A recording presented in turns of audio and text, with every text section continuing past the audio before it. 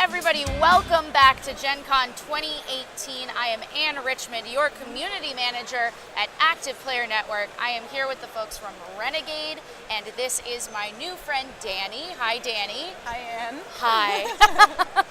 So, Danny, what do you do for Renegade? I'm the marketing manager for Renegade. Awesome. And what are we looking at today?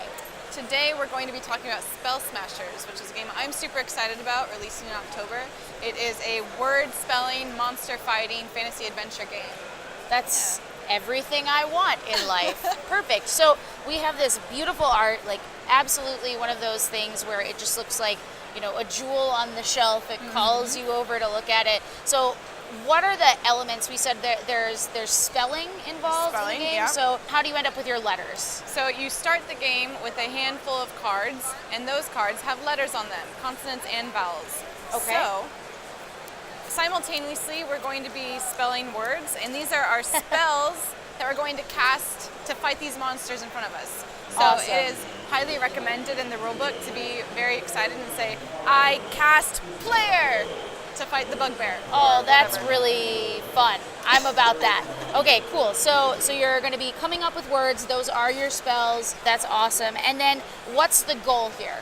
The goal is to make the most money, to get the most monster trophies, to drink the most beer, get the most armor. There's a bunch of things you can do. The most exciting is fighting the monsters, though. Okay, awesome. So there's a lot of different kind of wizardy tropes going on in here, which is very exciting.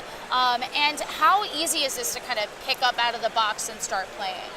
So there's a lot going on, right? Like I talked about 5 different ways to get points. Once you know what everything is, what the symbology is, it's super simple. It plays over 7 rounds, same thing each round.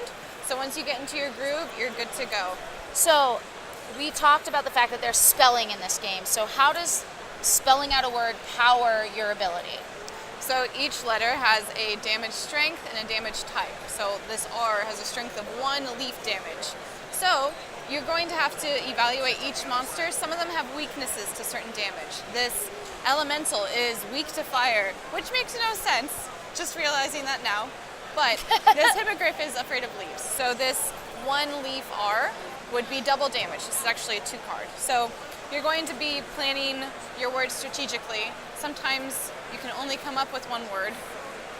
So it's not just about being a good speller, it's having the right cards for the right word to take out the right enemy. Yeah, and so it's up to you how you build your deck, right? We have a consonant deck and a vowel deck. At the end of each round, you draw back up to your hand size of 7, and you get to choose which kind of card you want.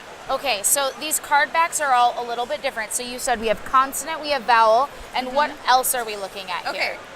My favorite aspect of the game are these cards right here. They're wound cards. Okay. So every time you fight a monster, they're going to smack you back, and you're going to draw a certain amount of wound cards.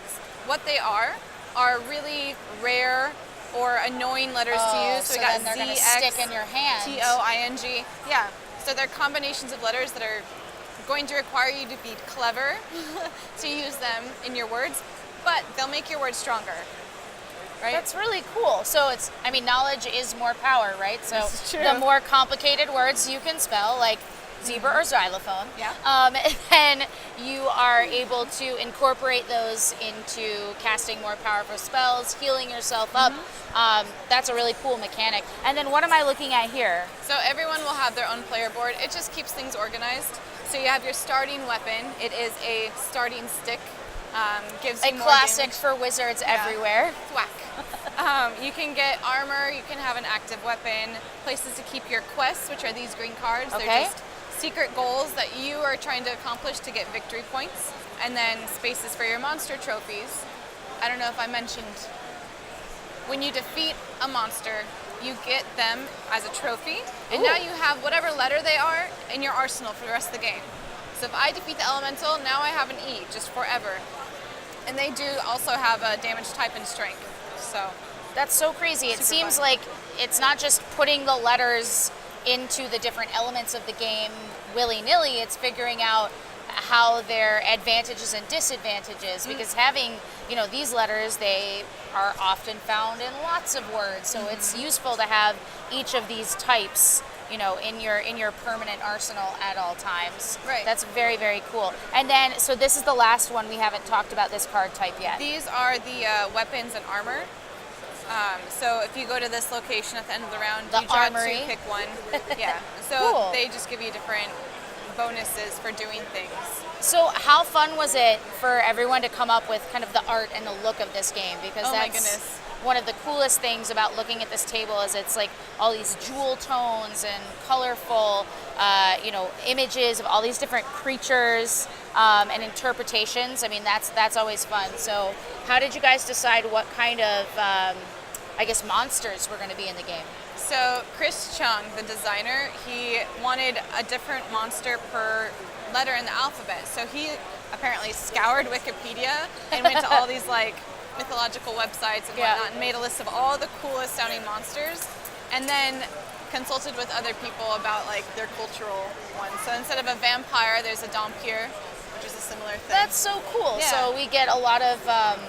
I feel like that's fun for the whole family because sometimes when you've read a lot of mythology books and you've studied a lot more world religions and stuff, you might become more aware of these kind of old wives' tales and things that come along. But bringing kids into this game, they can learn about that through spelling, right? Yeah, they're learning about spelling, about different histories and stories.